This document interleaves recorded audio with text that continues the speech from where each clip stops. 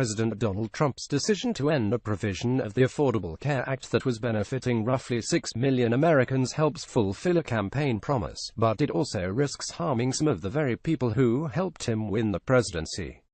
Nearly 70% of those benefiting from the so-called cost-sharing subsidies live in states Trump won last November, according to an analysis by the Associated Press. The number underscores the political risk for Trump and his party, which could end up owning the blame for increased costs and chaos in the insurance marketplace. The subsidies are paid to insurers by the federal government to help lower consumers' deductibles and copays. People who benefit will continue receiving the discounts because insurers are obligated by law to provide them. But to make up for the lost federal funding, health insurers will have to raise premiums substantially, potentially putting coverage out of reach for many consumers. Some insurers may decide to bail out of markets altogether. "I woke up really in horror," said Alice Thompson, 62, an environmental consultant from the Milwaukee area who purchases insurance on Wisconsin's federally run health insurance exchange. Thompson, who spoke with reporters on a call organized by a healthcare advocacy group, said she expects to pay 30% to 50% more per year for her monthly premium, potentially more than her mortgage payment. Officials in Wisconsin, a state that went for a Republican presidential candidate for the first time in decades last fall, assumed the federal subsidy would end when they approved premium rate increases averaging 36% for the coming year. An estimated 4 million people were benefiting from the cost-sharing payments in the 30 states Trump carried, according to an analysis of 2017 enrollment data from the U.S. Centers for Medicare and Medicaid Services. Of the 10 states with the highest percentage of consumers benefiting from cost-sharing, all but one, Massachusetts, went for Trump. Kentucky embraced former President Barack Obama's Affordable Care Act under its last governor, a Democrat, and posted some of the largest gains in getting its residents insured. Its new governor, a Republican, favors the GOP stance to replace it with something else. Roughly half of the estimated 71,000 Kentuckians buying health insurance on the federal exchange were benefiting from the cost-sharing subsidies Trump just ended. Despite the gains from Obama's law, the state went for Trump last fall even as he vowed to repeal it. Consumers such as Marsha Clark fear what will happen in the years ahead, as insurers raise premiums on everyone to make up for the end of the federal money that helped lower deductibles and copays. "I'm stressed out about the insurance, stressed out about the overall economy, and I'm very stressed out about our president," said Clark, a 61-year-old real estate broker who lives in a small town about an hour's drive south of Louisville. She pays $1,108 a month for health insurance purchased on the exchange. While she earns too much to benefit from the cost-sharing subsidy, she is worried that monthly premiums will rise so high in the future that it will make insurance unaffordable. Sherry Riggs has a similar fear. The Fort Pierce, Florida barber benefits from the deductible and copay discounts, as do more than 1 million other Floridians, the highest number of cost-sharing beneficiaries of any state.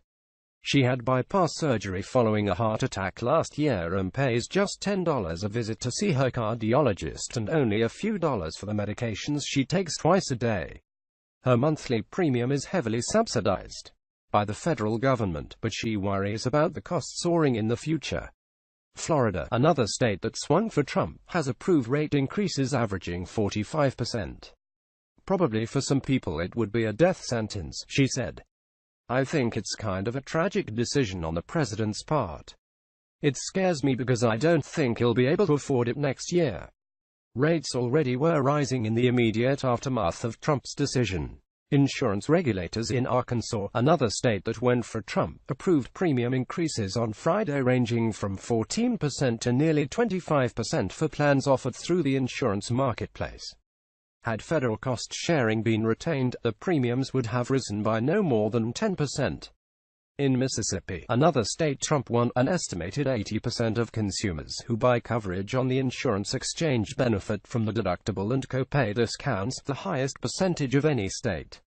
Premiums there will increase by 47% next year, after regulators assumed Trump would end the cost-sharing payments. The National Association of Insurance Commissioners has estimated the loss of the subsidies would result in a 12% to 15% increase in premiums, while the nonpartisan Congressional Budget Office has put the figure at 20%. Experts say the political instability over Trump's effort to undermine Obama's health care law could prompt more insurers to leave markets, reducing competition and driving up prices. Trump's move concerned some Republicans, worried the party will be blamed for the effects on consumers and insurance markets. "I think the president is ill-advised to take this course of action, because we, at the end of the day, will own this," Republican Rep. Charlie Dent of Pennsylvania said Friday on CNN. "We, the Republican Party, will own this." Dent is not running for re-election. In announcing his decision, Trump argued the subsidies were payouts to insurance companies, and the government could not legally continue to make them.